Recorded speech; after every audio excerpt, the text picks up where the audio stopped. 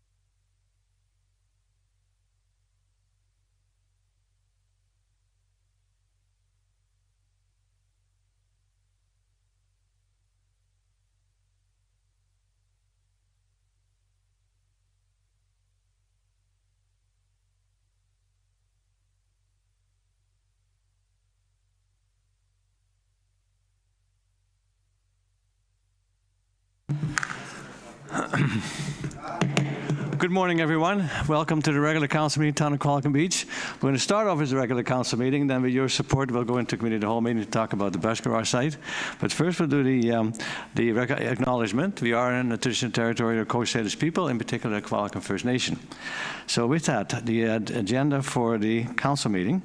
Any changes to the agenda? Seeing none, the agenda is adopted by consent. There's a staff report. Engineering. Who would start off with that? Mr. Watson. Yeah, thank you, Your Worship. So this report is about the Beach Creek Culvert replacement project along Crescent Road East, and it's a recommendation that Council award the contract to Stalker Excavating and the bid price of $1,543,317 excluding GST, and that further Council authorize staff to reallocate $192,400 of the capital budget for the Bay Street Slope Stabilization Project to the Beach Creek Culvert Replacement Project. During the design phase, we identified a few items which impacted the final cost of the project, specifically the seismic requirements for that deep excavation required extra material, quite a bit of extra material to be removed and replaced, along with a bunch of layers of geogrid. TELUS would not allow us to work around their underground fiber optic utilities, so they asked to have those lines temporarily relocated overhead for the duration of the contract. Out of safety precaution, we elected to cut off the gas main that spanned the excavation and to extend the gas main from Highway 19A back to the Crown Mansion and those properties in between to continue service while we were excavating the roadway. And initially, the 150 millimeter cast iron pipe, water main pipe that runs over top of that culvert is in need of replacement. It's degraded and it's due for replacement. Initially, we'd only planned on replacing the 50-meter segment that was spanning the trench. Instead, we have elected to move forward with replacing the full 112-meter length from valve to valve. So financially, I'll remind everyone that in October 2022, we did apply for a grant from Investing in Canada Infrastructure Program, British Columbia Adaptation, Resilience and Disaster Mitigation, and if successful, we'll receive almost $1.375 million towards this project. And the budget initially for this project was $1.875 million. And to date, including the environmental consulting fees, the tree removal that was required before the contract was set to start because of environmental reasons, the 2 POs that were issued, one for TELUS and one for FortisGas to relocate their utilities. In total, we have either spent or committed about $207,000. So between the $1.54 million that Stalker has bid on the project, as well as the soft costs that weren't included in that, which would be about $236,000 for project management, environmental fees, geotechnical reports while work is in progress. Staff is also asking another $80,000 for the contingencies. So overall, we're expecting, including all the soft costs, the project to cost $2.067 million, which puts us about $192,000 over the requested budget. On a positive note, the other project that we have in our summer plan is the Bay Street stabilization. And recent developments have provided an opportunity for the engineering consultants to change their method of reconstruction, such that we feel that there's going to be sufficient funds to cover the overage needed for the Beach Creek Culvert project. And to that, I look for your approval to proceed. Thank you. Any questions to Mr. Watson? Councillor Harrison.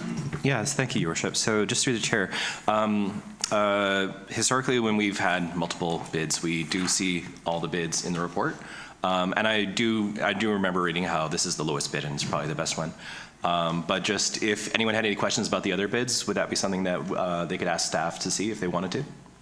Ms. Varela, could you explain the reason why we don't, because we used to see the other bids and their names and their quotes, but there's a change.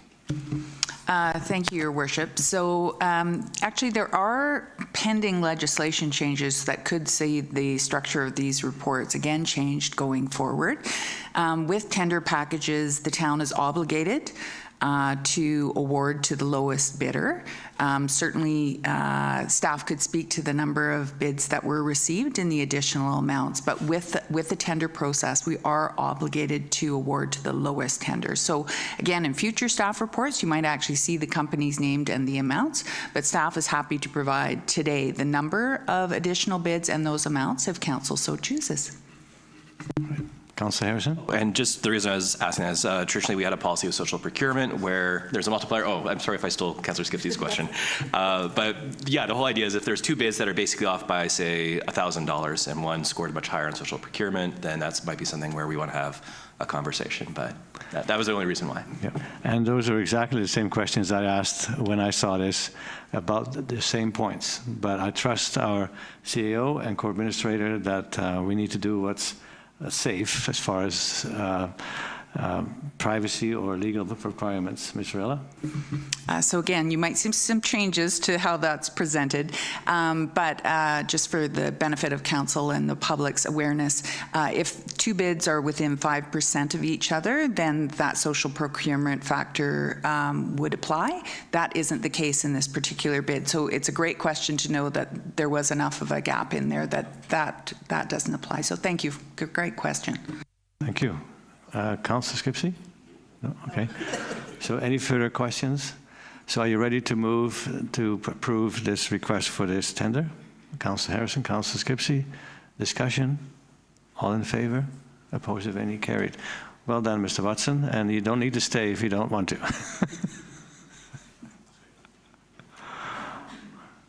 All right, we need a motion now to go into a committee of the whole structure.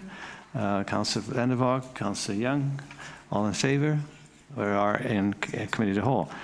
And for those who maybe not that familiar with that process, as you may notice, during the council meeting, we will not invite people to come up and speak. Committee of the whole is different. We're going to see a presentation about the bus garage site. There's a couple of options. And council will ask questions, make comments. And then I'll turn it over to the gallery, so to speak, where people can come up to the microphone, just state your name. You don't have to state your address anymore, but just your name, and if you live in Qualicum Beach. And then you can ask questions that our staff or council will try and answer as best we can. So this is more of an interactive process. Mr. Sales. Thank you, Mayor Westbrook. The report this morning, as you already noted, is on the bus garage project, specifically the bus garage concept design and report, which has been underway for quite some time. So public and stakeholder engagement and finalization of a draft concept design and transportation mobility study for the bus garage property was first initiated by the town in May of last year. Feedback was obtained from several public engagement events and resulted in the concept report for the bus garage property.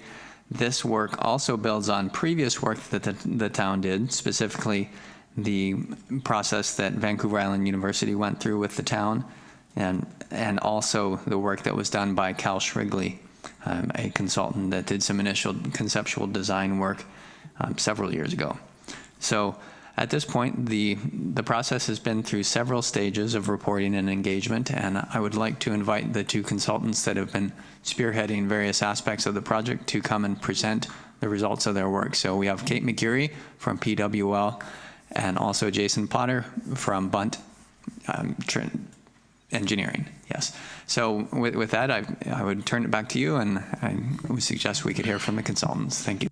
Thank you. So who would like to start between the two of you? Okay, ladies first. Okay. Sure. Yeah. And just push the button at the base of the microphone and it'll turn green. There. Go Okay, ahead. great. Thank you, everyone, for your time today. So this is for the Qualicum Beach bus garage concept design and report. So my name is Kate McGeary. I'm a landscape architect with PWL Partnership. It is a Vancouver-based firm, but we do have a small satellite office on Vancouver Island in the Comox Valley. So that's where I'm coming from today, from Courtney. And this is my colleague with me. Yeah, so Jason Potter, I'm a senior transportation planner with Bunt & Associates Engineering, and I work out of our Victoria office. Okay, so the agenda for today, we have about 20 minutes for a presentation, and then as you noted, it'll be opened up for questions and answers. So we'll review the scope of work and project background, followed by the traffic impact analysis and on-site circulation. We'll then review the public engagement, the phase 1 and phase 2, followed by the preferred plaza option, the preferred parkade option, the Class B costing estimate, and then followed by the transportation and mobility study. So for anyone who's not familiar, this is the site. The primary area of focus is highlighted in red. The land owned by Naked Naturals for the grocery store is the area in blue. And so the Town of Qualicum Beach initiated the process to develop the conceptual design for the bus garage lands, including a public plaza at the corner of Fern and Memorial, which you can see in the corner, and parking recommendations and mobility study. So building off the previous work done for this site, PWL Partnership led a public public engagement and design process to develop a conceptual design for the public plaza, informed by the transportation and parking recommendations. So our scope of work was the conceptual design, the public engagement, and then a Class B estimate. And then I'll hand it over. Do you want to talk about your scope? Yeah, just briefly, the elements in our mobility report were a traffic impact analysis, and in a future slide, I'll get into a little bit more detail in terms of the findings of that. We also look at on-site vehicle circulation, so for loading vehicles for the grocery store, but also just regular passenger vehicles, making sure that the future parking area has adequate functionality. And then there's, as you'll see, there's not a lot of traffic impact per se, but we certainly looked at this as an opportunity to look at transportation holistically and active modes in particular, and saw opportunities to provide some recommendations for improving the pedestrian realm throughout the downtown area. So our study area was 9 intersections, so it's not just kind of at the doorstep of the site, but rather extends along Memorial all the way to the curling rink where the farmers market is. So yeah, and then on top of that, of course, this project has significant parking implications. There's approximately 130 spaces there currently, which are publicly available, and we've learned through the public engagement process that they're highly valued by the community and visitors to the community as well. So we also wanted to take a look at that parking, the displacement and the impact of that displacement from a parking demand and supply perspective. And again, I'll get into that a little bit more in subsequent slides. Okay, so for a bit of background, in 2012, the bus garage property was purchased by the town. It was about 1.56 acres for the purpose of strategic community development. From PWO and Bunt were hired in 2023, and during that time there was a series of different public engagement sessions, some conceptual design, and in 2021, 1 acre was then sold to Naked Naturals. So when we started in building off of the work that was previously done, we conducted a site visit and started to do some preliminary site analysis. So you can see on the slide here, this is showing kind of an opportunities and constraints map that was done. And so the intent was to understand the existing circulation through the site, both from vehicular as well as pedestrian, as well as cyclists, and to identify those opportunities where cyclist connections could be enhanced, understand the key viewpoints on site, to understand where there's an opportunity for nodes, gateway features, and so forth, and then any constraints there might be in terms of, parking or circulation around the site in terms for vehicular use, understand where there may need to be additional crosswalks added for site access. And then find that. Okay, yeah, so these are just images from the report. So on the left is the study area. So the circles are the 9 intersections that we evaluated. So to do that, we go out and we collect traffic volumes during peak hour periods. So in the afternoon on weekdays. And then we calculate the amount of trips that the Naked Naturals store and the residential and also the parking will generate. We layer that on to the traffic model to really assess sort of the net impact of the development. Sorry, I should elaborate a little bit more. We also learned from the public engagement process that, obviously summer is a very busy time, so we were able to factor our analysis to include summer conditions as well. We also factor out into future using future growth rates to assess a future scenario as well. What we found from the traffic analysis is that all the intersections that we did look at, including future site access points, do operate within thresholds for typical thresholds for mitigation, and that remains true after the development is layered on. The development itself is not a major traffic generator. The grocery store is obviously the primary generator, But overall, the net impact in terms of traffic operations was not found to be too significant. So yeah, the middle image just shows the traffic model and the various outputs we look at to assess that impact.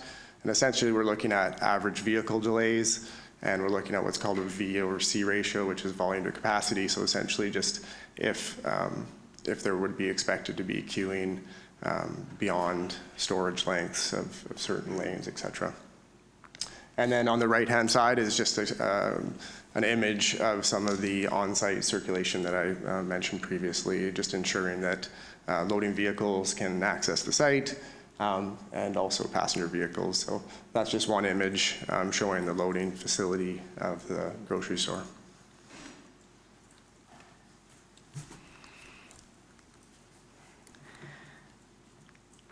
Okay, so we started out after the site analysis, the phase 1 public engagement. And so this was really casting a broad net to understand what people loved about Qualicum Beach, how they use the site currently, and also then looking forward in the future, what kind of program activities would the public like to see on the site.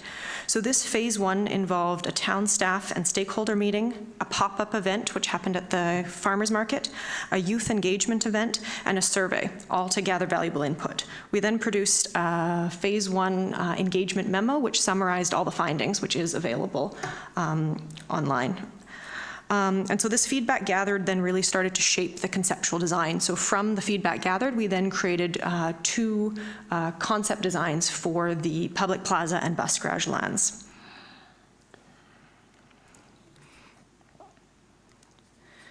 So what you're seeing here is there was a lot of written responses, and so we found 3 different themes between the findings. People either spoke a lot about community, the importance of pedestrian friendly, or green space. The bubbles are rated relative to the number of responses that we saw based on the same themes. So for example, if you look at green space, it was very important. Flowers, greenery kept coming up as a really important thing. For pedestrian friendly, it was quaintness. For community, it was supporting local businesses. Mount Arrowsmith views were the key findings for that. And the most popular amenities that people said they would like to see were greenery and vegetation, a multi-purpose plaza, outdoor seating, and a performance and event space were the most popular events. Sorry, most popular programming for the site. So following that, so after phase 1, as I said, we then created 2 concept designs, distinct concept designs for the plaza, and then we went back out to the public for input on these concepts and to ensure what we heard in the first phase was correct. So phase 2 engagement ran from December 2023 to February 2024, and this round of engagement included a town staff and stakeholder meeting, a public survey, and an in-person public workshop. So that's what you're seeing, the photos on the right side were from that workshop. And the goals of phase 2 were to share what we learned from phase 1 engagement and then to demonstrate how that feedback was incorporated into the 2 design options that the public saw. So here are the 2 preliminary concepts that the public saw. There was option 1, the Arts Plaza, and option 2, a Kinetic Plaza. It's always great when you go out for feedback. It was unanimous that Arts Plaza was a preferred option. And the preference for Arts Plaza included more green space. It had a better small town feel, a larger plaza, more flexibility of use. People liked the better parkade entrance, a wider pedestrian access along Tosh, and more opportunities for seating and gathering compared to option 2, the Kinetic Plaza. We also went to the public with 2 parkade options. Parkade entry options, apologies. So parkade option 1 was the entry was located, you can see off of, I don't know if this works as a pointer. Yeah, okay, lovely. So the entrance was located off of 4th Avenue here and here. The advantages of this one was that it was a larger plaza, it was uninterrupted. For this one, the parkade entry was located next to Tosh and the entrance was here.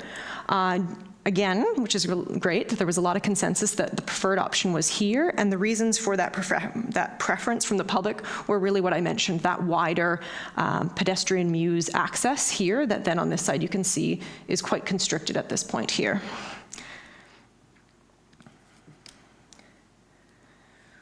So from the feedback during the Phase 2 engagement, we then we took the Arts Plaza design, incorporated some of the feedback that we heard, and moved the design forward. So some of the additional requests were more seating areas, shifting of the location of the stage that we had originally showed, and other things, creating a more food truck zone that was kind of more in more of a pronounced place with more of a buffer. So you can see here, this is the proposed programming for the concept design. So we have a Tosh spill-out zone with the opportunity for like a raised platform stage area, a very wide pedestrian muse. We noticed on site there's an importance for, right now there's a green corridor connection through Uptown that kind of ends, and so an opportunity to continue that green connection through a pedestrian muse for access to the rest of the future development of the site. So that's what you're seeing for the pedestrian muse. A flexible seating area covered was really important, catenary lighting, movable chairs, a flexible paved event zone area, a cafe zone. So the cafe is proposed on the proposed Naked Naturals development, but how to have that integrated into the plaza, a flexible lawn area, a gateway feature, and then a food truck zone. And on the right side, you're seeing some kind of character images of what that space could look like. So this slide here is just what the features called out without the programming. So you can see that lawn area. Opportunity for the integration of some public art features throughout the plaza are noted by number 11. And you can see here lots of benches integrated throughout this plaza space. I think I spoke probably to everything else. We can always come back in the questions and answers. So here's to help understand, here's a perspective of what that would look like. So this is an aerial perspective. So it would be as if you were a bird's eye view from Tosh looking this way.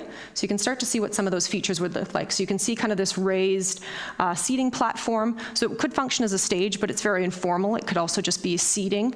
You can see here proposed what that covered seating area would look like with some catenary lighting, some movable chairs. This is shown as kind of a kinetic public art piece located in the center of the plaza. The design allows for a very flexible open center space, and then on the corner here, you can see kind of a flexible lawn with maybe some Adirondack chairs, passive use. You can see the cafe zone here, and then the food truck zone here, where food trucks could pull in and help activate the space itself. One of the things we heard from the public engagement was the importance of different seating areas of different sizes. So you can see throughout the design, there's proposed of lots of little benches for different sizes of gatherings for people to use the plaza. So here's a couple of like day in the life. So what you're seeing here is a programming of what it could look like. The idea isn't that this is exactly where the market tents would go, but just to show kind of the scale of what that space would look like. So you could imagine that the plaza could be programmed for a farmer's market, a flea market, a seasonal market. And so what you're seeing here is the typical size of a market tent. So you could put them on the lawn. I mean, they could also go in the flexible plaza area, and people then can spill out and use that space. The one on the right you're seeing here, so there's kind of two opportunities for events. A temporary stage could be brought in and placed in the middle of the stage, which you're seeing here, which would then allow people to sit in chairs on the lawn and use that space to view the stage in the middle of the plaza. There is also then this kind of more informal raised platform, which could be used for buskers or less formal events. For the preferred parkade option, this is it here. So you have an exit stair here for the parkade underneath. We heard through the public engagement the importance of people really like to use this lane way through here and also connect off 4th. So we're proposing a sidewalk all the way along here, connection all the way through Uptown.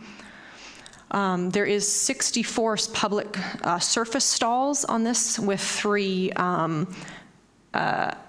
wheelchair accessible stalls. And the parkade entrance, based on the preferred option, is located here. This is the surface. Then if we look at what the underground would look like, you can see here the parkade entrance would here. This parkade entrance helps future-proof the site, as there's an opportunity for the town in the future vision of what this space looks like, there would be an opportunity to use this entrance for a future parkade underneath this plaza for whatever happens there. Then the access to the Naked Naturals underground parkade would be through this area here, that's the red area. And then if the town chooses, there is an opportunity to continue the ramp and have parking under the plaza here, which you're seeing here. That's that exit stair you saw in the concept, and an opportunity for a future connection, secondary connection to Naked Naturals, if so desired, through here, through the north.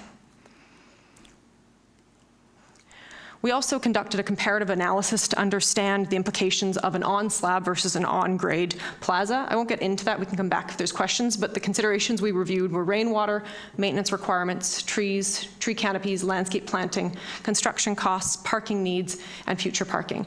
So an on-slab versus an on-grade, that is whether or not there's a parkade underneath the slab. So there are a lot of implications for that in regards to costs, but also parking needs that needs to be balanced when you try and decide whether or not you want a parkade underneath a plaza or not. So the report itself has a full section on that.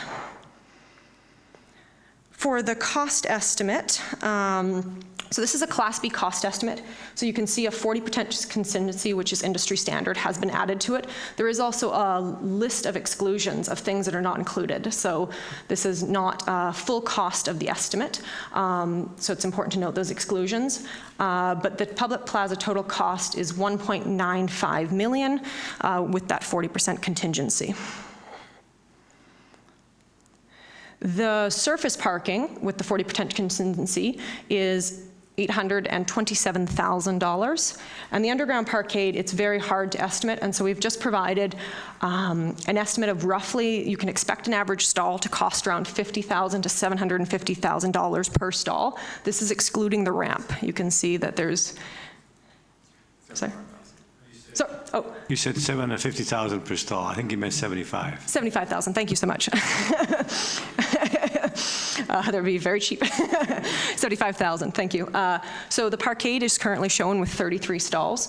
So the total would be between 1.65 million and 2.475 million, excluding the parking ramp costs. And I'll hand it over now to Jason. Thanks, Kate. Yeah, so we looked at, through this process, there's been obviously a few different options that were looked at that had various amounts of public parking as part of the offering. And of course, that is in addition to Naked Naturals having its own parking as well. And the residential units above will also have their own parking. So the concept that is in front of you here is 100, as Kate mentioned, 64 on surface, but also some underground, so a total of about 100 public parking spaces. There's currently 130, so we wanted to, of course, understand the impact of that displacement. So part of that process was understanding, of course, who's using those spaces currently. We conducted a survey that asked essentially where people were coming from, and where they were going and how long that they plan to park. Very high level findings from that is that it's popular from people coming from out of town. Obviously, if you're coming from the highway, it's kind of the first visible public parking, and so I think a lot of people use it because it's visible and easy to see and find. There's a surprising number of people that are going over to Quality Foods. Maybe it's not so surprising. That's a busy parking lot on its own, and it's a busy grocery store. So our survey found that actually over half the people that were parking there were actually just going over to Quality Foods, over to PharmaSave across the street. So in terms of mitigating that impact and that loss of stalls, because these 130 stalls they're really heavily used, and during peak periods, the parking lot is essentially full. So in terms of that displacement, we feel that using some proper signage can direct people to some more underutilized parking that's in other areas of the downtown. So for example, even behind PharmaSave, there are some underused spaces behind PharmaSave. Quality Foods has an underground parkade. Not a lot of spaces there, but there are some that are also underutilized compared to the surface lot. So those are some of the strategies we've offered. We've also looked at it from the perspective of in the future with the Naked Naturals grocery store, that surface parking will not be as visible. And so there is the expectation that people coming into town will maybe go a little closer to their destination rather than taking the kind of visible, easy parking. So out of the options that we've looked at, the amount of public parking varied from about 80 stalls to 110. And the option that's in front of you, again, is 100 spaces. We felt that that was an appropriate amount. It's still a significant amount of public parking. And with that comes a lot of implications. Those people need to, they need to be able to then go from the parking lot safely to where they want to go, and typically towards the north, hence the extra crosswalk across Fern. There's also, and I think maybe it's the next slide, if you want to move to the next, yeah. Yeah, so this kind of summarizes, again, so the parking, we feel like it's appropriate amount. We also really like the flexibility in the design. So Kate mentioned a few elements of the flexibility. Also noted in that is that we feel that the Naked Naturals has probably more parking stalls than they'll need. They have about 60 parking spaces, which is quite a lot. So all things considered and options for sharing parking, we feel that that's a responsible number of parking spaces. In terms of this slide here really kind of focuses on just the full mobility study and our recommendations. And as I mentioned before, there was not a lot of traffic impact that would result in us recommending laning or new traffic signals. The focus, again, was on pedestrian safety and pedestrian access in active modes. We noted that the busiest intersection of our study area was Harlech and Memorial, and in particular the left turn movement from Harlech turning left towards the north. That had the highest delay of all the traffic movements. So we looked at that area and understanding in particular the farmers market that happens there and the amount of pedestrian activity. And so that was one area that we felt that there was a few pedestrian considerations that would be worth considering for improvements in terms of extended curbs and better sidewalk and pedestrian amenities. Closer to the site, Kate mentioned the sidewalk on the south edge of 4th Avenue, the main access to the site. We also like the idea of potentially considering a pedestrian scramble phase at Memorial and Fern, and that's the image on the top right is just an example of that. So what that means essentially is during the traffic signal phase, there would be a single phase where all pedestrians would be able to cross in all directions. So 6 different directions. You could also go across the intersection, as that's shown there. And what that does is it creates a period during the signal timing phase where no vehicles are moving. So currently now, pedestrians advance, but there are right turn and potential left turn conflicts. So this is something that we're seeing more and more in smaller communities. It has elements of kind of a gateway element. You kind of arrive into Qualicum and you're in the downtown area. And Qualicum Beach. Qualicum Beach, sorry. And so we felt that was important, and we thought it made sense in that context. So that's something that we've proposed to consider. We've looked at that again from a traffic impact perspective. That does add a little bit of time to the signal timing phase. We would want that pedestrian phase to be what we call age-friendly, which is essentially a pace that's comfortable for all, and found that that would still operate again within performance thresholds. And then other recommendations that we had, again, in the theme of pedestrians and pedestrian safety are just amenities that really kind of support people walking into town. And so those are simple things such as benches and water fountains and elements like that.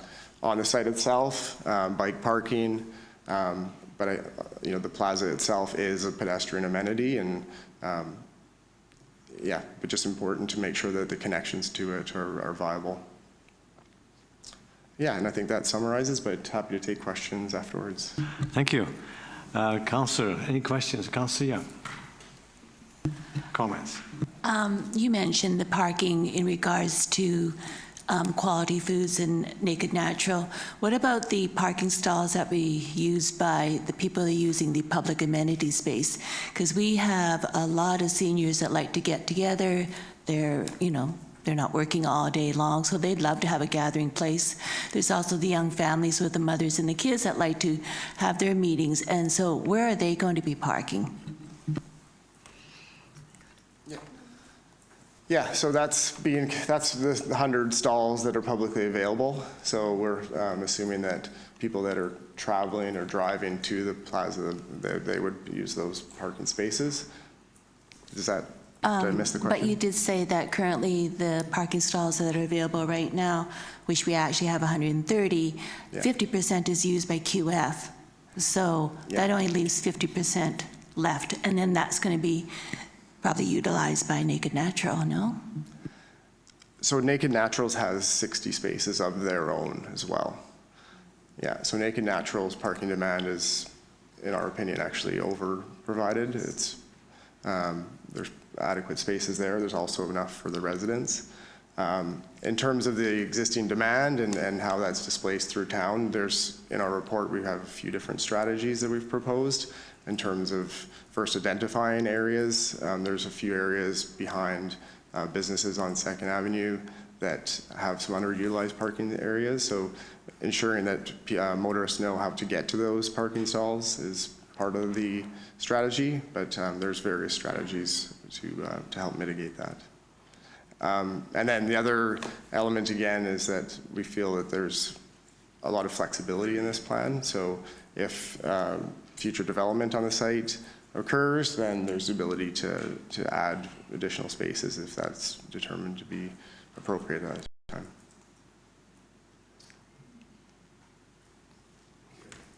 Councillor Harrison. Yeah, so one thing I know, I certainly notice Town Hall has underground parking, and whenever I come here, there's always a spot. Even though this is a very busy part of town, you have very busy restaurants, the library is a great amenity. And I do see, just talking to folks in the street, that there's a bit of a difference between surface level parking and underground parking in this community. A lot of folks prefer surface parking or in close proximity, and then if it's underground, it may or may not exist. So I'm just wondering, when you're looking at the demand for parking, are you using any sort of multiplier, or assuming the utilization rate essentially of the underground parking that would be composing that total figure? Yeah, that's a great point and definitely true for sure. And that's really why there's 60 some surface spaces. I think in other contexts and other communities, the trend, if you will, would be to put all of the parking underground.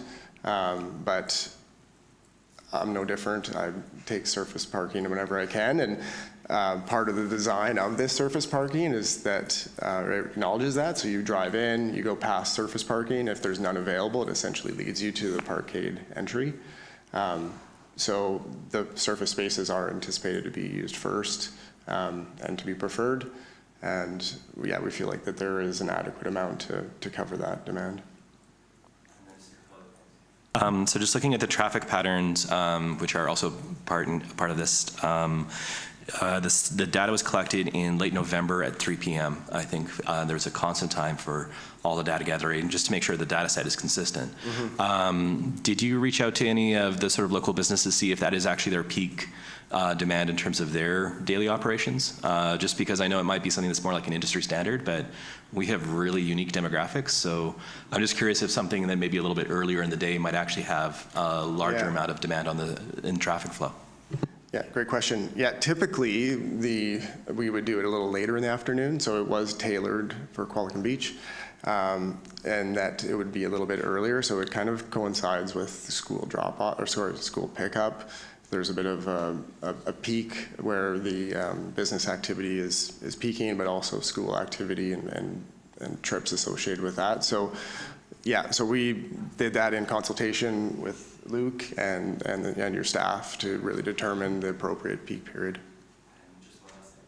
Sorry, just one last thing. In our agenda, there's one of the reports for page 101 of our agenda. It's, I'm assuming it might be, I'm not sure which intersection it is. It's one of the Fern Road ones, but it's just the name hasn't been updated on the cross street intersection. It just has street names. So I'm just curious, maybe like later on if we just get a clarification what street that is. That's for something to work with staff, I'm sure. It's not a, okay. You might not have that off the top of your head, but yeah, it's just the one thing that I found a bit confusing in the report, that's all.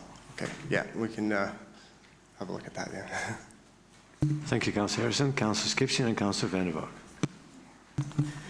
Okay, I think most of my questions are directed around traffic and parking, which seems to be a theme.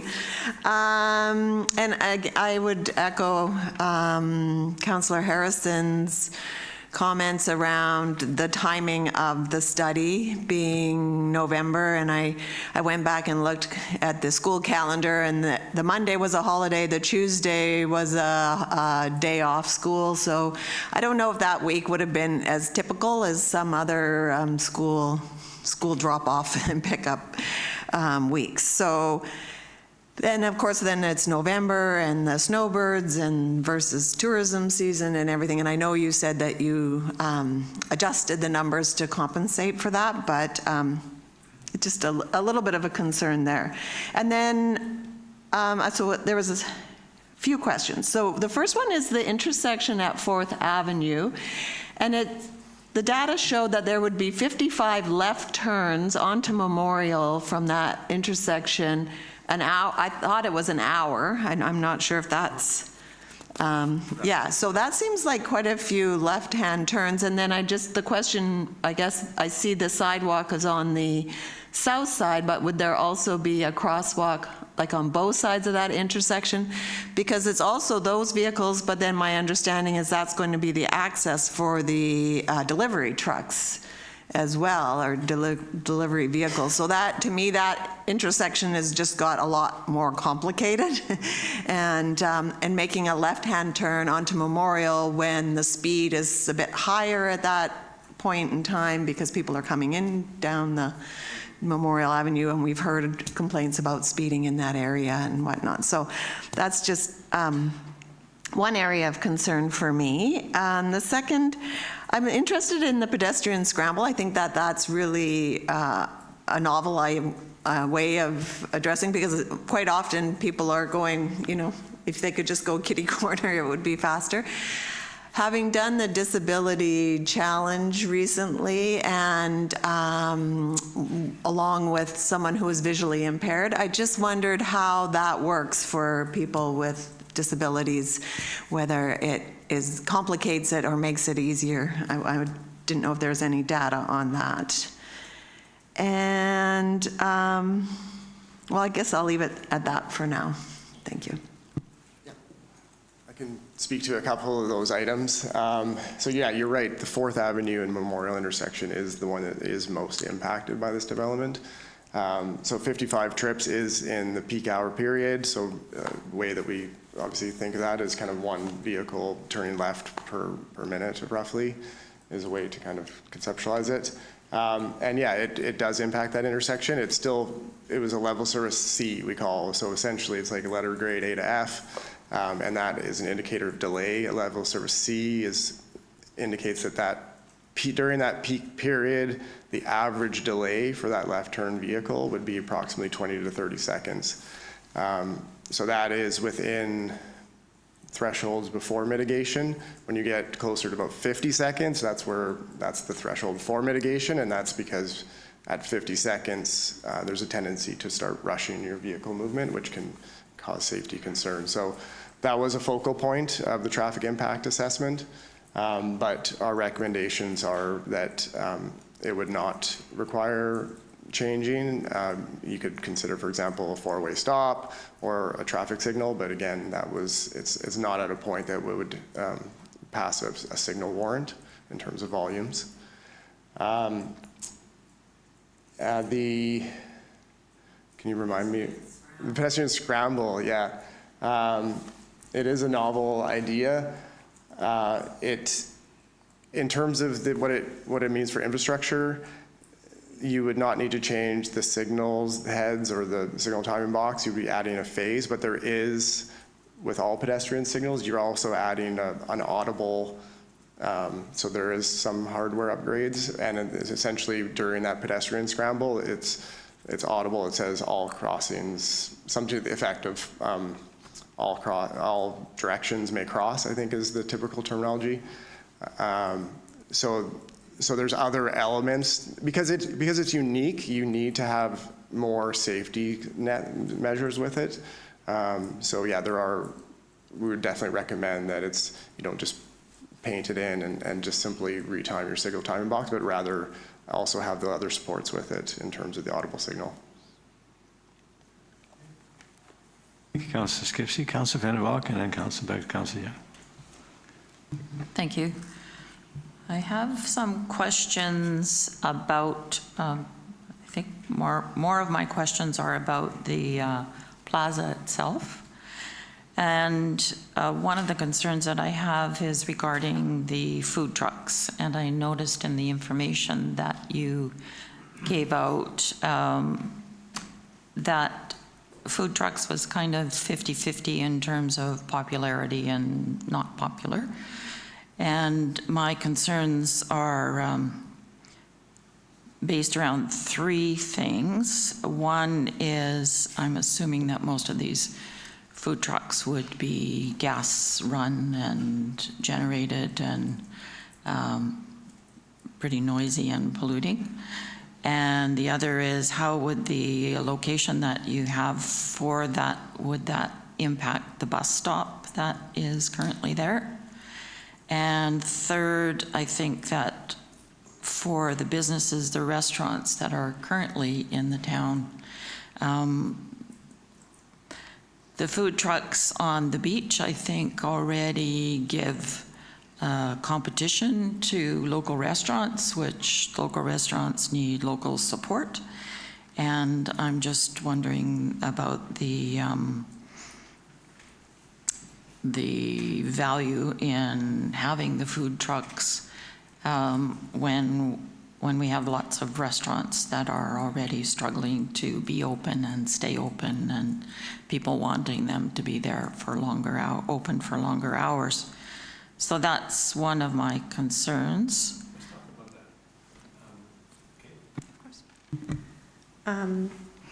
So in a concept design, it's very important we like to make sure the space is flexible enough that there's a variety of uses that could happen.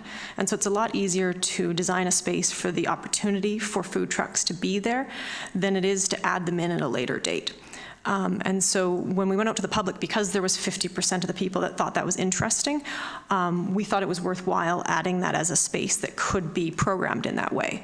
I think it's important that they don't have to be there all the time. It could be that maybe there's a food truck event, and that's a very exciting way that you could then, in the summertime, it could be a market as well as a few food trucks that really bring people out to then, support those markets and activate that public space. And so we see when towns do add a space for food trucks to be, even if they're not every day, so that they are not competing with the local businesses, but to allow for that space for those events once in a while, can have a great benefit in activating that public realm, getting people out to sit in the plaza, to eat their lunch on nice sunny days. So that's what we're showing there for that reason.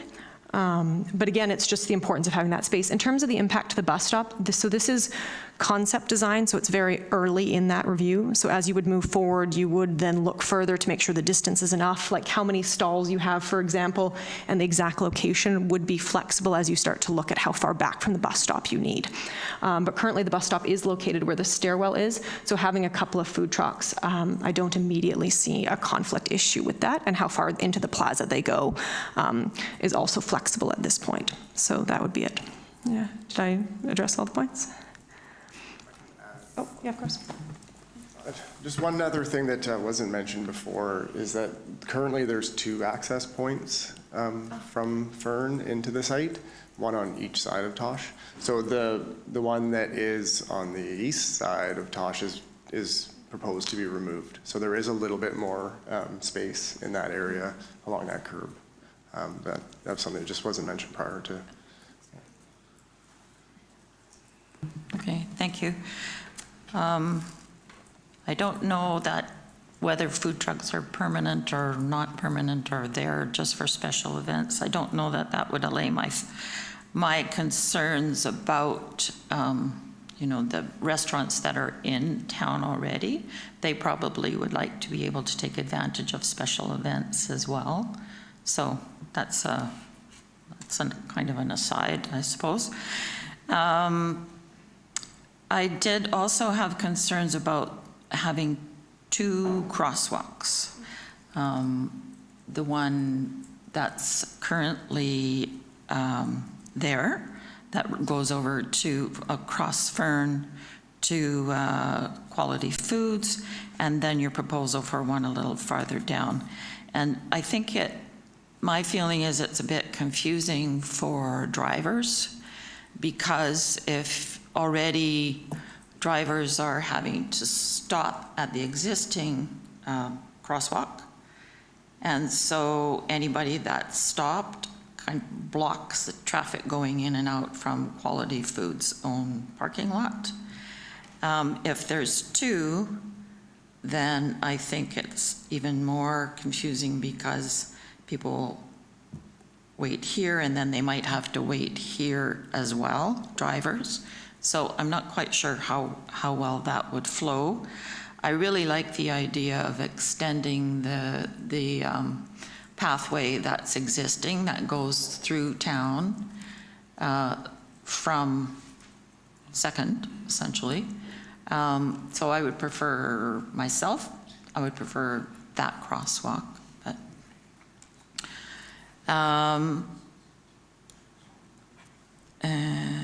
let's see. And I wasn't quite clear on the two-way traffic ramp at the end. I don't know if I have it here. Page 16. There is a two-way driveway, essentially, that goes through to the Naked Naturals parking. And I'm not quite sure if that's a necessity or if you could get away with one. Is there a rationale for that in particular, to have that two-way traffic going into Naked Naturals? Just basically removing vehicles needing to do a turnaround movement. So if you go into that area and there's not a space available, we want them to be able to drive freely out without having to reverse. So that's the idea, of just having as much connectivity and circulation possible. So there's typically some redundancy and access to parking, and that's typically the reason why. Okay. Thank you. I'm not quite done. Oh, I'm sorry. My apologies. I don't see anything on your plans in terms of actual provisions for cyclists. And is that included in your plan? Yeah, so at the moment, we've shown bike rack locations on the plan for cyclists. So you'll see them located here and then located here as well. There's also would be the opportunity for Tosh to if they wanted to update their entranceway and include some cyclist access, which we're not looking at. But so right now we've got 2 sets there. But obviously there's an opportunity to add more bike racks if desired in the future. But lots of open space as well is in this plan. And so the ability to add more if needed for demand in the future is quite a simple addition to the plaza. Thank you. I was thinking more of, is there any kind of provision on the roads, on the streets at all for cyclists? We didn't look at that, no. Okay. Thank you. And last question that I have is in terms of you've got a flexible lawn space and flexible seating and I'm not quite sure who would look after the flexible seating. Like, does it get put out in the morning and taken away at night? And if so, by whom? And if it's not attached, will it grow legs and, and disappear? So I'm wondering about that aspect of it. Yeah, of course. So we find with users of different abilities, having the ability to shift the seating slightly allows for groups who are smaller or larger to arrange the seating how they see fit. There's lots of opportunities. A lot of the furnishing you can select can be heavy enough that it's quite challenging to move away, but still movable enough that someone could shift it and locate it in different plazas. So it doesn't necessarily need to be what you're probably picturing, which is like a typical cafe table and a few chairs that are very light and easy to move. So there's a lot of furnishings that are quite a bit heavier, intended to be remained outside, but still able to have that flexibility in the space. Other options you can do, which we have done, is attaching that furnishing to the plaza itself, so it's on kind of a chain, and so then it can move within a boundary area, but be restricted to that. So there's quite a few options there. Or as the design progresses, if it was seen to not want movable seating, that's definitely something that you could pursue. It's not a fixed thing. It's just the idea of having the ability to welcome groups of different sizes to use that covered area. Thank you. I think that's it for now. Thank you. Councillor Young and then Councillor Harrison. I'm just curious, why in all the calculations it excludes the cost of the ramp?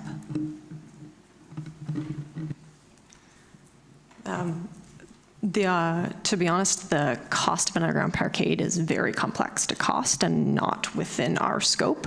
And so it was just to provide a range of what a stall costs. But to understand that cost of the ramp requires geotechnical to look at the actual, what's the requirements for that ramp. So this is just a very wide average of each cost. It's a lot easier to cost a plaza or a surface stall at concept design, but that would be a consultant. That's not us to provide that full costing. Would you care to shed some light on that as well for parking costs? Mr. Sales. Yes, thank you, Mayor Westbrook. I think that if council chooses to pursue underground parking under the parkade, then it would require a secondary exercise to do more detailed costing, and the ramp would certainly be included in that. The point is well taken that designing a ramp, I think does require investigative work before that costing even can take place. So the cost range provided by the consultants is very broad. So we think we're in the right ballpark, but the details would have to be developed later. Thank you. Thank you. Councillor Harrison. Yeah, and just to go back to the food truck point, I do like the idea of something that'd be more specific for events, because when I think of Moonlight Madness, when we had some food trucks downtown, there was a lot of noise because they had to have a diesel generator, right? So if you have electric hookups right there, particularly too, if you want to have other sort of user groups in the public space, it's a lot easier, you have a much broader range of stuff when you have access to electricity. So I think it'd be more about just like putting in the electrical at that site, and then if we want to do that later date, we could. But just making sure as we're putting everything in, services are there, and then it's just a much broader range of folks who could just hook up an extension cord if they want to have a performance, for example. But yeah, I do think that's, forgive me, I see the consultant nodding, so I'm assuming that was some of the thought process behind it. Just a couple of things I wanted to draw attention to. One is on page 20 when the consultant mentioned the exclusions, which are very important for their costing.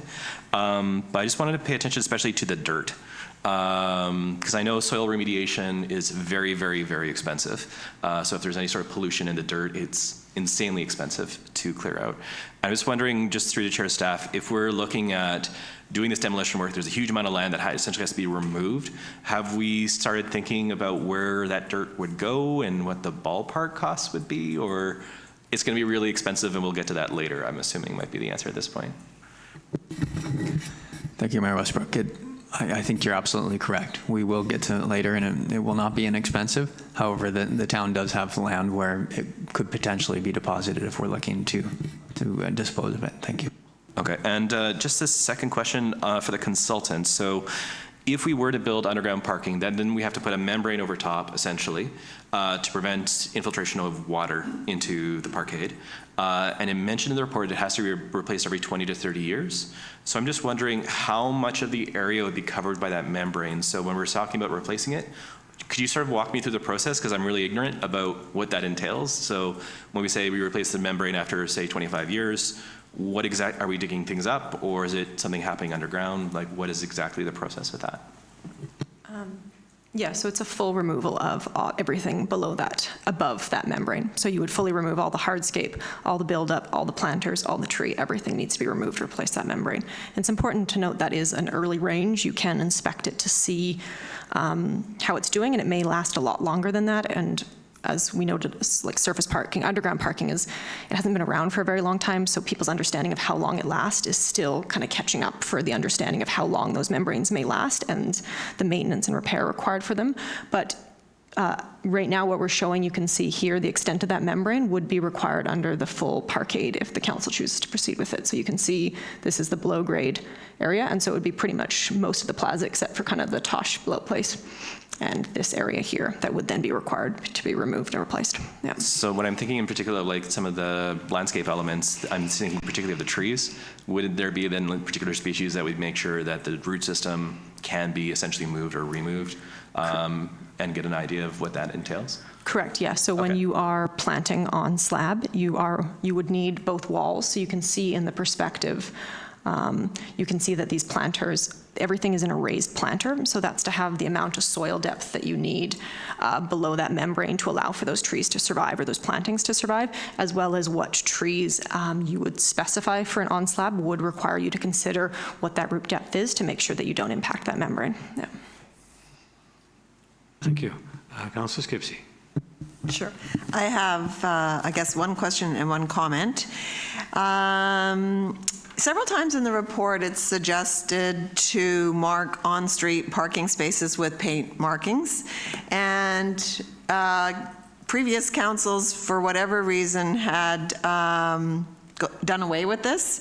And I'm not sure the reasoning why we went away from it. I know it saves money not having to repaint them on a regular basis, but are there other reasons?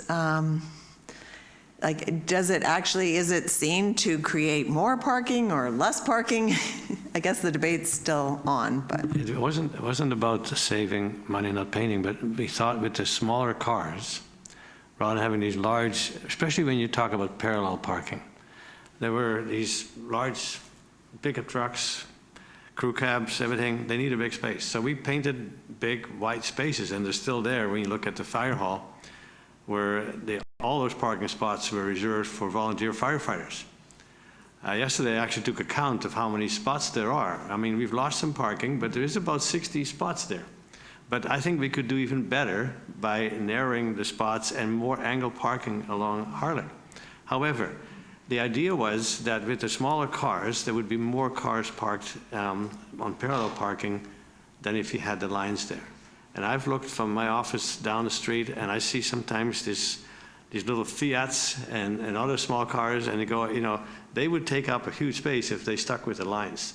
So it was an idea that Mr. Weir had, and I thought that we should try it. So I'm not sure if the results are that there's actually more parking happening because of that, or whether we should go back to the lines. But I gave it the benefit of the doubt, and I haven't heard that many complaints about it. But people prefer, it seems to me, angle parking because then you know exactly where you're going into, and it creates more spots. So that, I think, is a better option for some of these areas than having parallel parking. But it wasn't about cost. Go ahead. Okay, and then I guess my comment is, you know, we're focused a lot on parking, but the big picture question is how do we get people out of their vehicles? And so I would like to see even more bicycle parking and other options.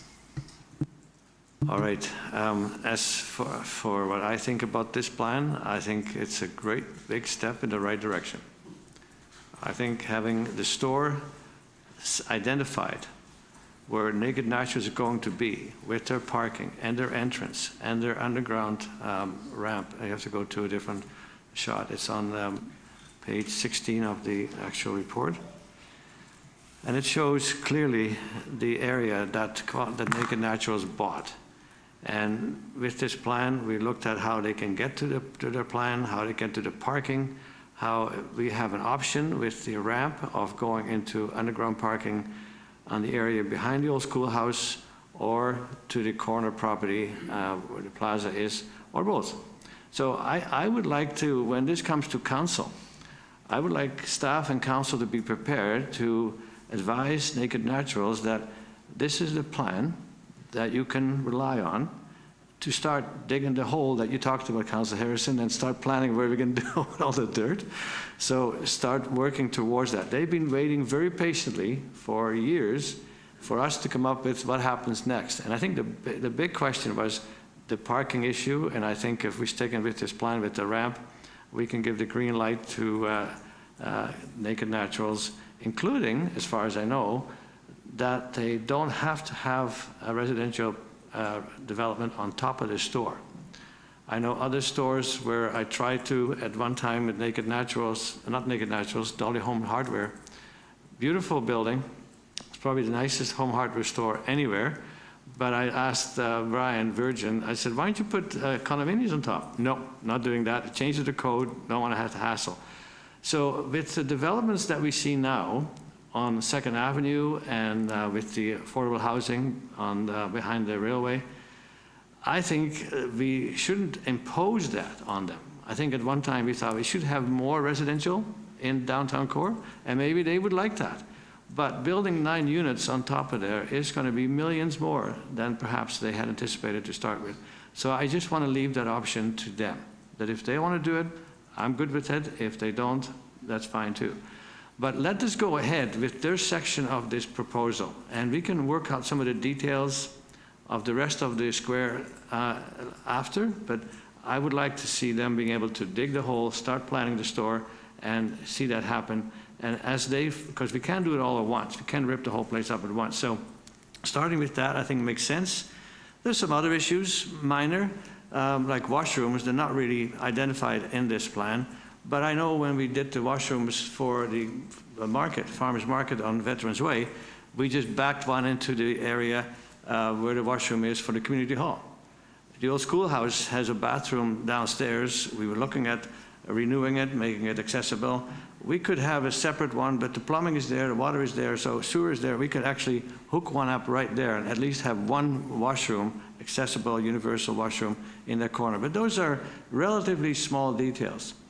I like to focus on the store, and I like the idea with the angle. So when you look from the corner of Fern and Memorial, there is that cut in the corner of the building so that you can actually see the mountain. And that was an important feature from the people that came to our open houses and pop-up. And thank you, Ms. Pollack and Luke and others, for making yourself available for allowing people to give their thoughts to this project. So I think the idea that it is at an angle shows how important everybody felt that the mountain view should be retained. The service parking, underground parking, I think it's all good. So when we go to the council meeting, this is not a council meeting. We don't make decisions here, we only make recommendations. But I would be prepared to make a recommendation after we've heard the public. I still want to hear from what the people in the gallery were saying. But that's kind of direction. We've all kind of expressed some of our thoughts. I thought I should put mine on the table. But I'm still open. If I hear something to go, wow, I hadn't thought of that, we should include it, we would be open for it. So at this point, who from the gallery would like to say a few words about this? Come on up, Dave.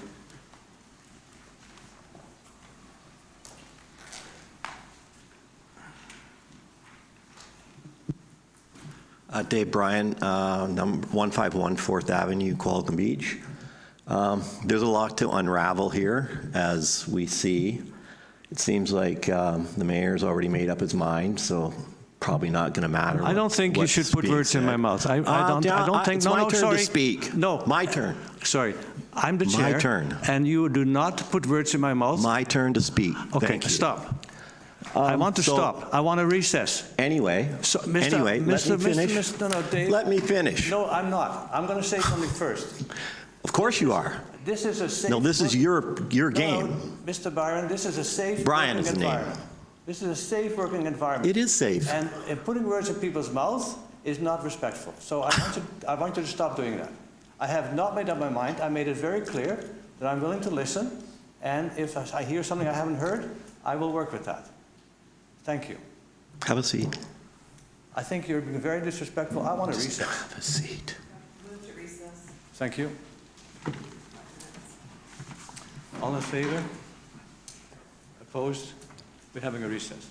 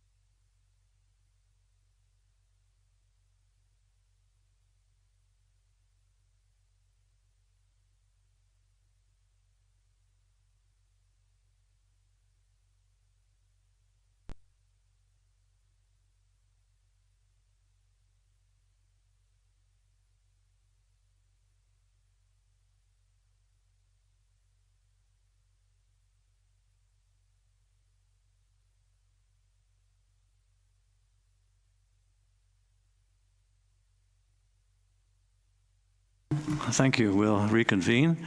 I just want to point out that this is a place where we have what we call work-safe conditions, both to staff, to the MIP and the gallery, and of course to mayor and council as well.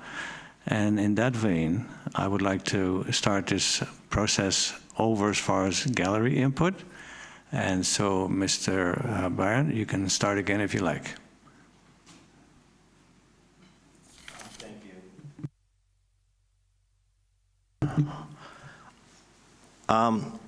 So there's a lot to unpack here. To start with, I would just like to point out that in this particular corner of town, when Naked Naturals gets developed, and I'd like to see a store. I would. I'm not against it.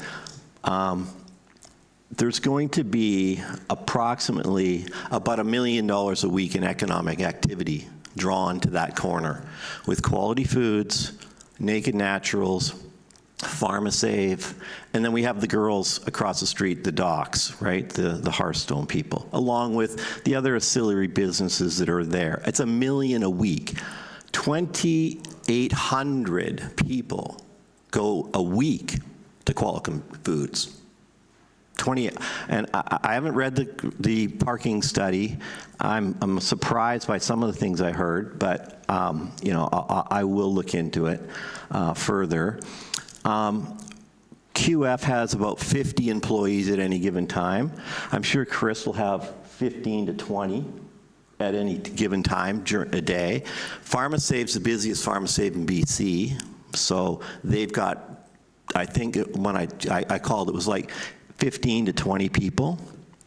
And then you've got the girls, the Docks, and the people that visit there. So there's probably another, I think they have 6 or 7 girls in there. That's about 100 or so employees every day right there, okay? Then there's the traffic that comes in to service it. That's massive.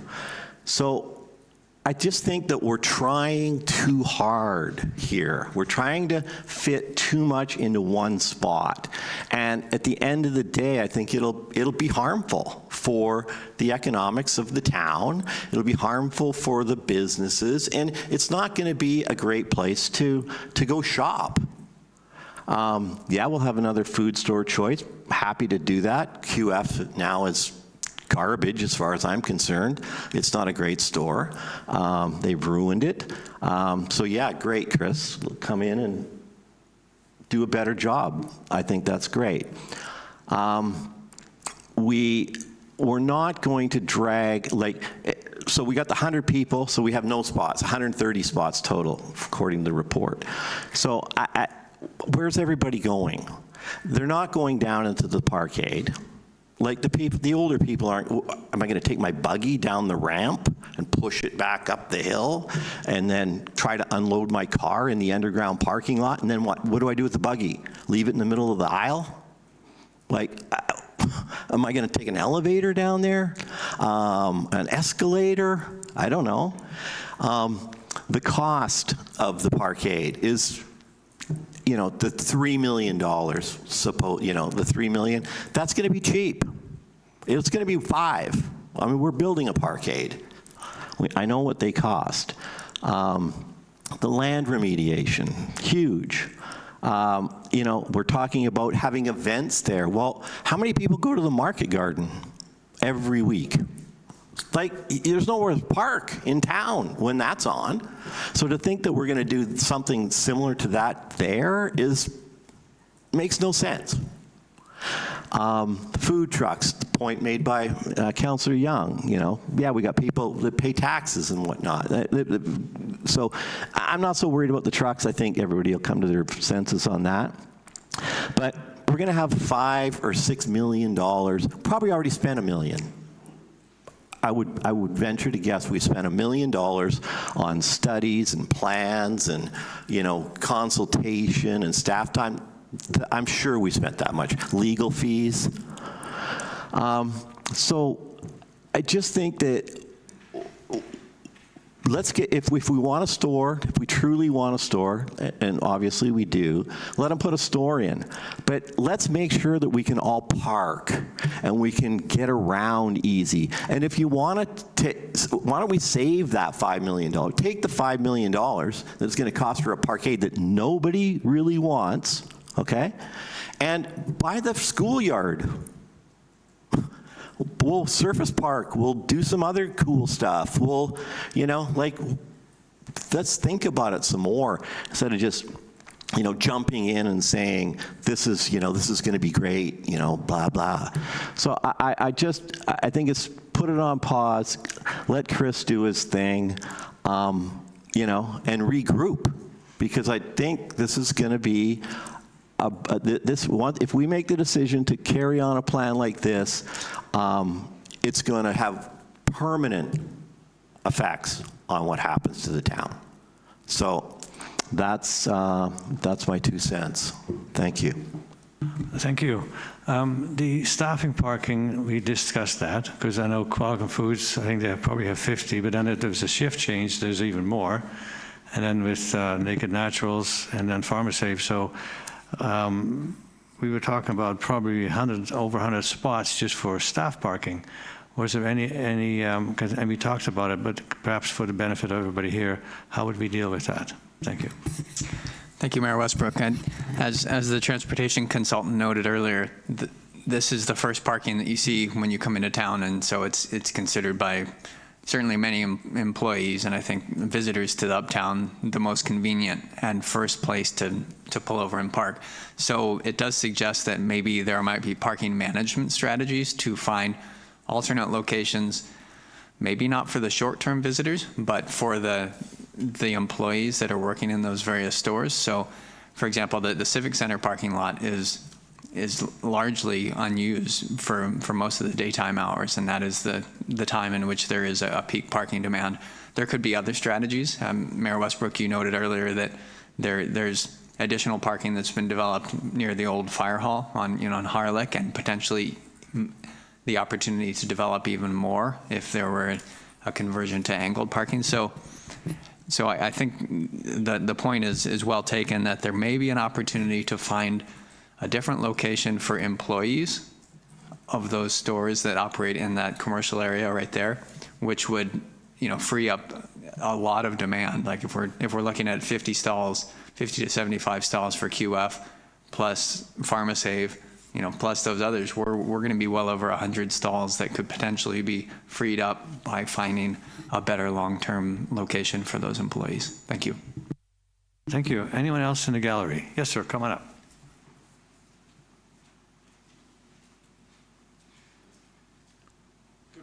And if you push the button, as you push the button at the bottom, you got it. Thank you. I'm used to yelling. My name's Mike Stockdale. My wife, Jose Stockdale, is on the Accessibility Committee, so you probably recognize the name. I'm here today because there are some concerns about this development. Probably a year and a half ago, Chris Baker came to our home and spent an hour talking to us about some of the concerns. One of the concerns was the delivery trucks. I wake up early in the morning, but I don't want to wake up to the sound of a backing up truck, beep, beep, beep, beep. So he conceded that he would arrange to have truck deliveries midday. That's fine, because the loading bay, of course, is right at the end of that alleyway. So that makes that workable for us. The parking is still an issue. And as you know, the alleyway behind those homes on Memorial has been widened to a nice gravel pathway. I expect that's going to be crowded because parking still remains to be an issue.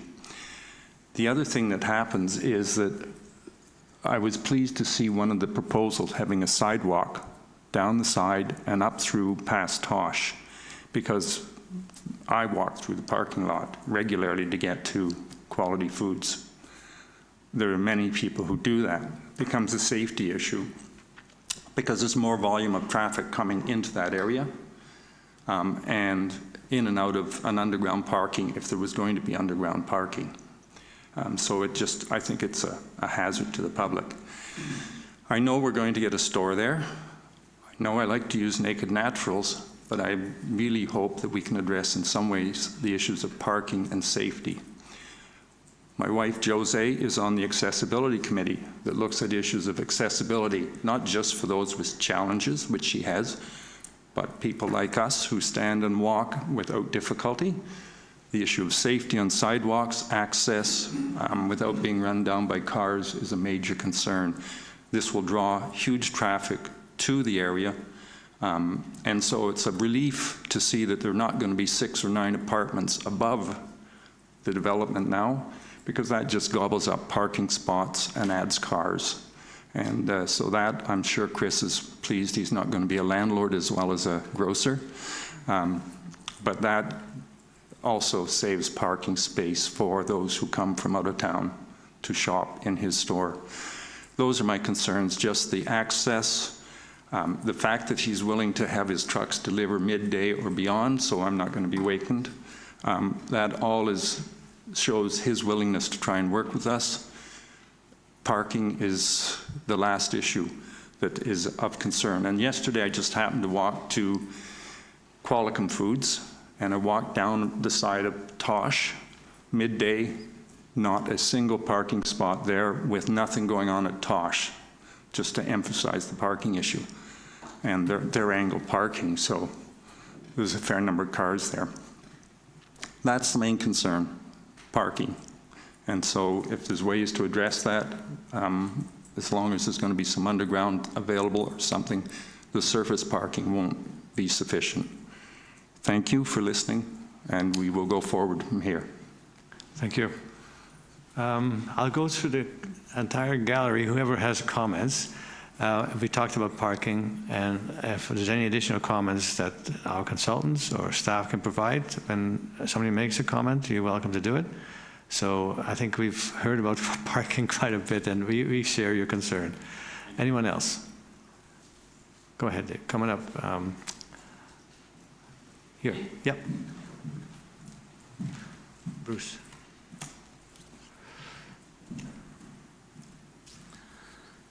Is it working? Yes. Yep.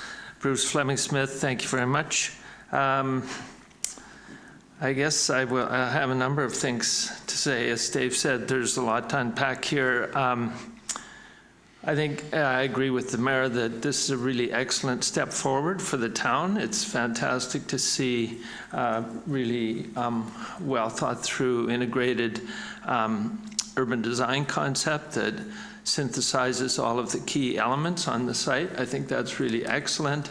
Great presentation by the planners and the team that have worked on this. It is a complex project. I do not agree with Mr. Bryant, even though many of his points are thought-provoking, and I think some of them warrant consideration. But I do not feel that the town is trying to do too much here. If this was a larger urban center, then all of the underground parking and the associated costs and the infrastructure and so on and so forth would be de rigueur. It would just be part of the conversation. Other jurisdictions would not be entertaining the extent of surface parking that we are bending over backwards to accommodate here, and yet I think there is a balance that's being struck here, which is artful. It's going to cost, though. I think that I take issue a little bit with, and I don't know whether it sort of put the fear of God into council, but the emphasis in the consultant's report on the time frame required before membrane replacement over the underground parking. I feel that this was, in fact, the consultant actually admitted that this was a conservative, i.e., very, very cautionary time frame. But the reality is that these structures with landscape plazas, et cetera, over underground parking are utterly commonplace throughout North America and Europe. The technology with the membrane systems and waterproofing and so on and so forth is vastly more sophisticated than it was 50 years ago. It's much more advanced. The consultants that have put this together are planners. They are not specialist architects and engineers who are experienced in these types of systems. So I think we can expect much more longevity from a structure of that nature than 20 to 25 years before, wiping it all clean and replacing all the key elements. Another little point that I have that relates to assumptions in the consultants' reports is that I think that if anything, the parking requirements or demands for Naked Naturals have been somewhat understated, because the assumption made in the planning traffic planner's report was reference to the 3 official parking stalls that Naked Naturals has, and they extrapolated from the 3 official stalls that the current Naked Naturals has to the future Naked Naturals to base their assumptions for parking load. They did not take into consideration the public parking that's immediately adjacent to the current Naked Naturals. And in fact, a huge amount of the current parking adjacent to Naked Naturals is de facto Naked Naturals parking, as anybody who shops there regularly would understand. So, you know, I think the parking is going to get used. It's, and I think it's really necessary. So expensive, but necessary. I think it's a little bit of a shame, but likely necessary as well, that we've spent so much time talking about parking and parking circulation and traffic impacts and so on and so forth, when the focus of this really is it's an exercise designed and intended to articulate an inspiring, appropriate, unifying urban vision for this area, so that it allows all the different parties to move forward. So in that regard, Mayor Westbrook, I commend you for your sort of summary comment in terms of the vision and the way that the whole thing works. And I'm really optimistic that the town can move forward with this. I do have to say that apropos of your suggestion of setting aside the housing as a necessary element or whatever, that caused me, I was a little taken aback by that. Just, you know, it doesn't strike me necessarily as ideal either for the developer or for the town. So I'm concerned about the scale of the project being quite diminished scale physically, and from an urban form standpoint being quite diminished without the housing component up on top. And I think in the long term, the contribution to the fabric of the town with the housing would be a huge benefit as well. Anyway, thank you for the opportunity to make some comments. Thanks, Bruce. Who's next? Who'd like to say a few words about this? All right. I see somebody getting up. John, come on up. I've said many times before, I'm a W. I'm used to being at the end of the line. John Wood, I'm not supposed to give you my address, but I do live in Eagle Crest, so yes, I'm part of Qualicum Beach. I'm here with 2 hats on today. One is my own, and the other is I was asked by Marlis Diamond if I would put forward some of the information that she circulated to yourself and council. I think it was last night. Interesting comment, and I don't really know where to start. As Dave said, there's a lot to unpack here. In the 2011 OCP, there were a number of things that were envisaged for this property. Actually, it was for the entirety of the bus garage property. They were supposed to, they looked at things like a public square, a park, a neighborhood pub, commercial retailer and or office space, artist studios and galleries, hotel, performing arts center, a senior center, residential development above the ground floor.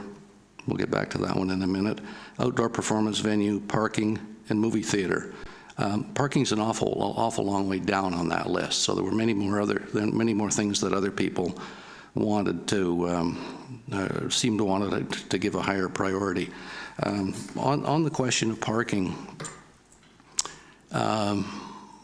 Bruce made a comment that the underground parkades are de rigueur in larger communities. This is not a larger community. This is Qualicum Beach.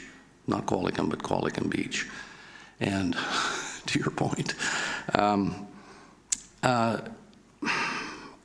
not sure that if we put in an underground parkade that it wouldn't be used, because at least one thing would have to be made a little bit different, and that is the ability to get to have an elevator get your buggy down to your car level, because they're sure as heck not going to go down the ramp at full speed, dragging yourself behind your load of groceries, and it's a heck of a job to walk back up the ramp as well.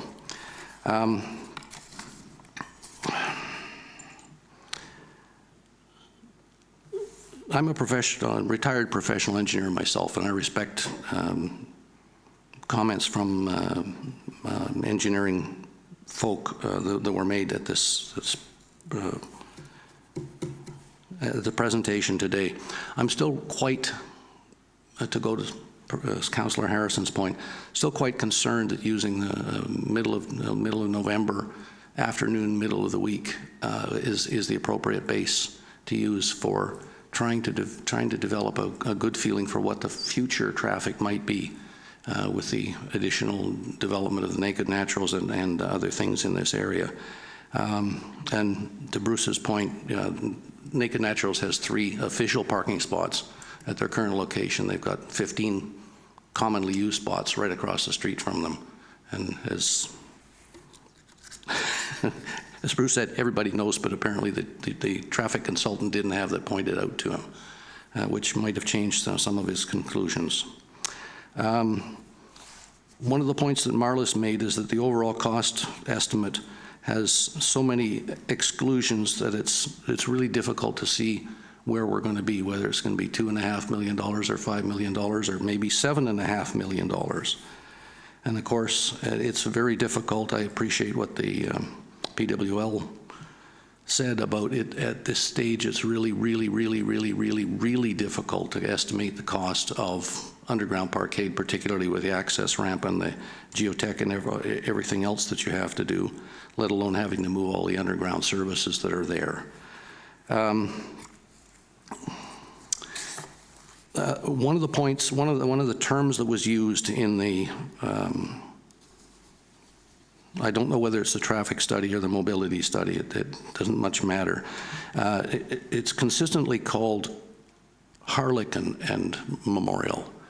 And everybody in town knows that intersection by the name of First and Memorial. And when Harlech was cut off from the connection to First, maybe First was cut off from the connection to Harlech, I'm not sure.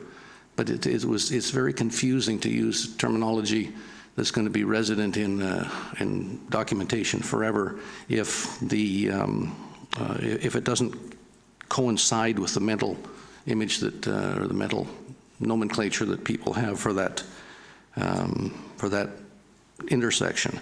And the intersection has been a concern for pedestrian safety for ages and ages and ages. And there's an additional concern that doesn't come up very often, but it's that gasoline station at the corner. There's traffic into and out of that, and there's people trying to come across the center line to get in. It's not an easy physical location to get into the pumps, and it's not an easy physical location to get back out of the pumps, particularly if you're coming out and wanting to go farther north down the hill towards the beach. And then, of course, the sidewalk or the crosswalk is right there. I don't know when it's going to happen, but there's going to be a horrendous accident. There was one, 6 weeks ago at Fern and Memorial, excuse me, with a pedestrian, and fortunately cooperative driver and vehicle that's stuck around. But at the intersection at First and Memorial, and I know we've got the problem with the not having the access to it that we'd like to have because of the railroad there, and the fact that that's federal jurisdiction, and the people in Ottawa have the ability to decide what we should do in our town, which is not particularly great.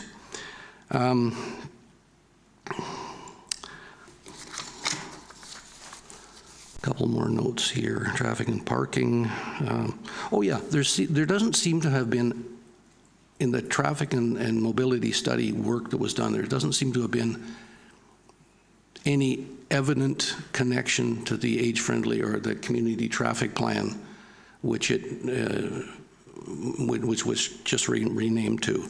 There was many things that were part of that latest report that came to council a month or so, maybe 2 months ago. And there doesn't seem to be any obvious connection between the work that the consultant did and that plan. And I think there should have been, and there are some very good points that I think were made in the last presentation of that. We'll probably always call it the age-friendly transportation plan that seemed to have been ignored.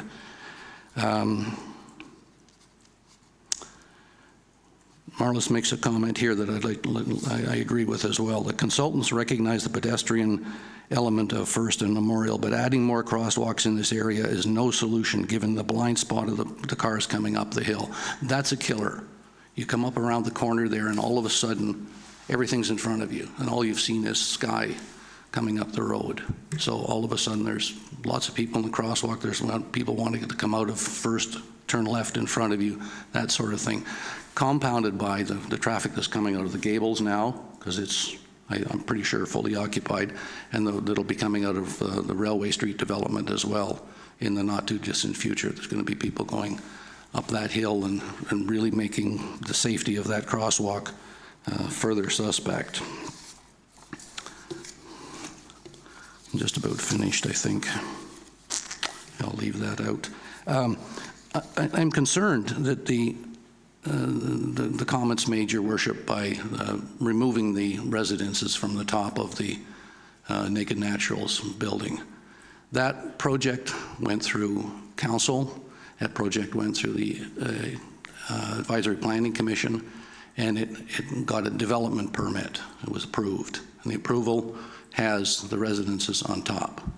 Now, one of the items that is harped on often in the OCP is downtown densification. So taking residences out does not contribute to densification. And then I'll read one more thing from Marlis and then say thank you. In the early days of Mayor Westbrook's 25 years on council, a comment he often made was, and it was in quotes, "I'm in no hurry to make a mistake." And Marlis has been around long enough to know that you have made that comment that long ago. That wisdom should prevail today, for it would appear that the 2011 OCP vision for this iconic corner is being crowded into a much smaller space with aspects and costs never envisioned. The council's decision will forever impact the future of the town. Please give deep consideration to every aspect of this project and make the right decision. And I'm not sure the right decision is lots and lots more surface parking. So thank you very much. Thank you for your very detailed and professional comments. Regarding the traffic study comment that you made, Mr. Dickinson, there was this recent, that's been renamed from age-friendly to community traffic plan. Was that not integrated in what's happening on this intersection, in this area?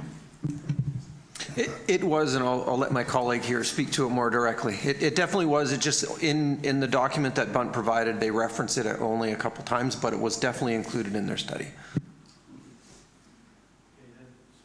I just want to clarify through Mr. Sales, the requirement for having more density, these 9 units, that was decided when we didn't have the 70-some unit on 2nd Avenue proposal. We didn't have the Kiwanis housing, 56 units.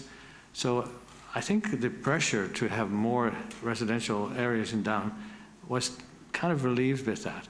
My comment is that it's up to the owner of the building if they want to go ahead. Is that correct?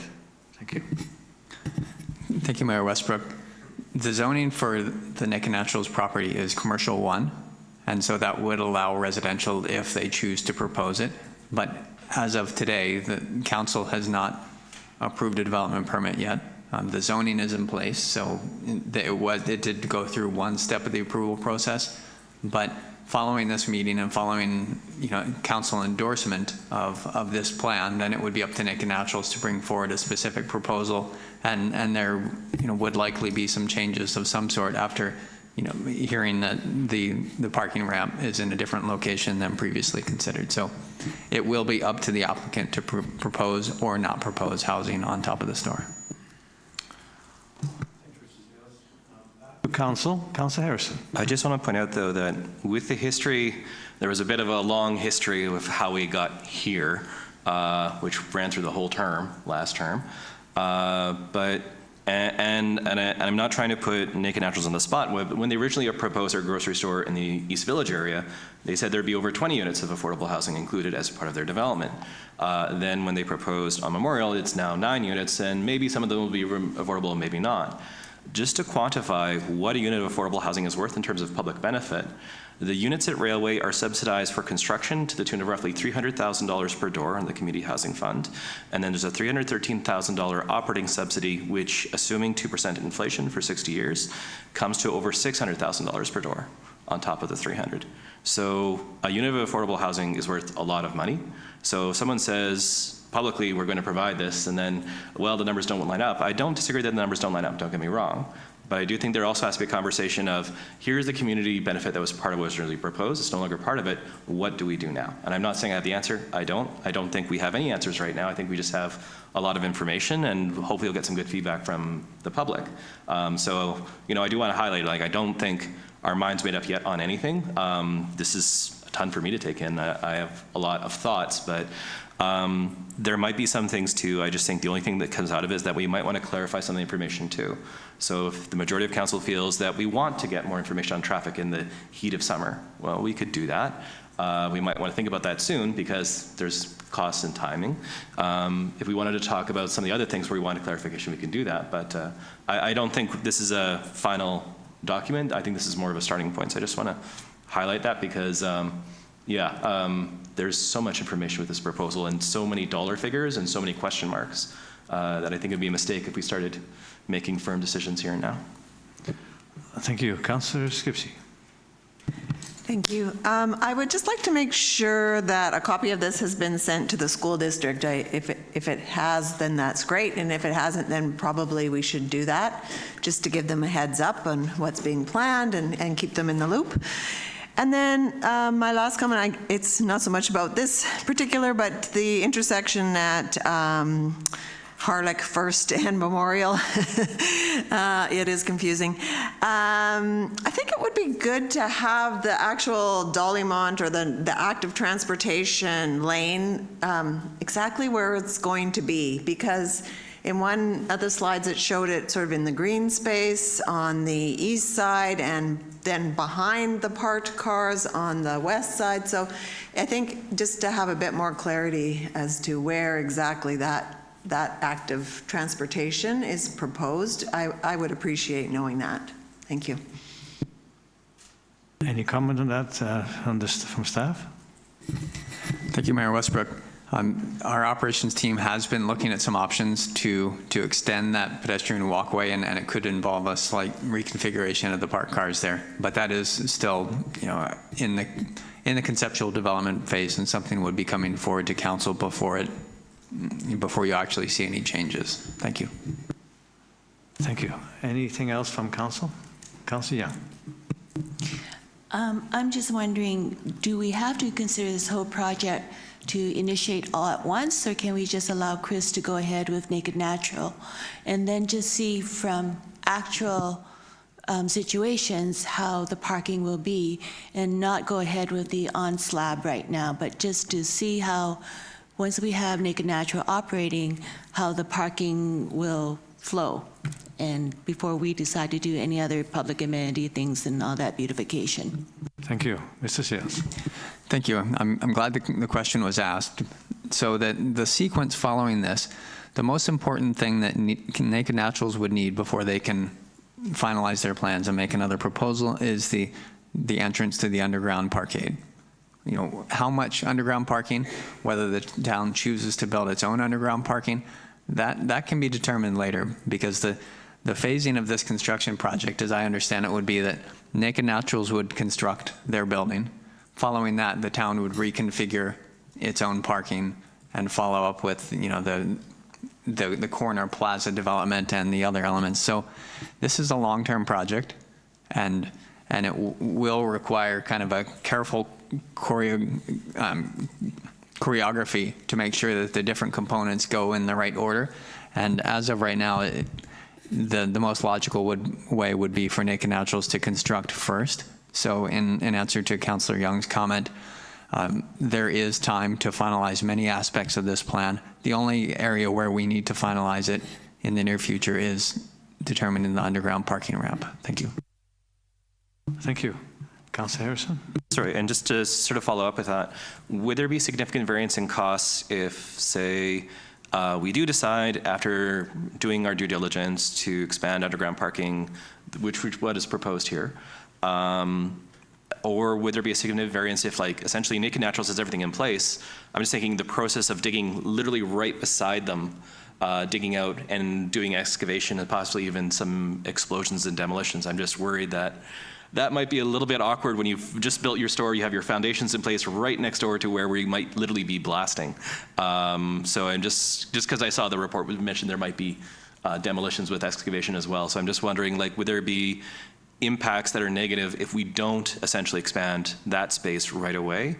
Because again, I don't want to put Naked Naturals in a position of we have to be closed down for a month because the town is digging next door, and that causes all the shelves to move and who knows what else. Mr. Seals? Thank you. So as I stated, there's a lot of careful choreography that will need to follow this planning process. But your point is a very good one. You don't.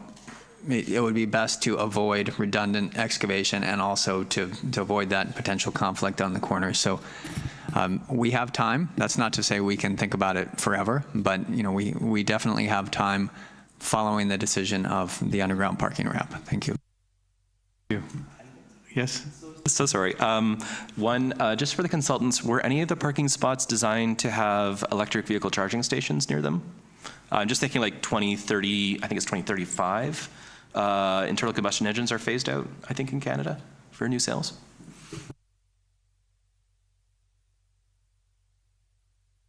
Those are details that we haven't figured out yet, but that would be subject to your bylaw, and that would be, it would certainly be expected that there would be electrification here. Thank you very much. And just the last thing too, I know you mentioned the accessible parking.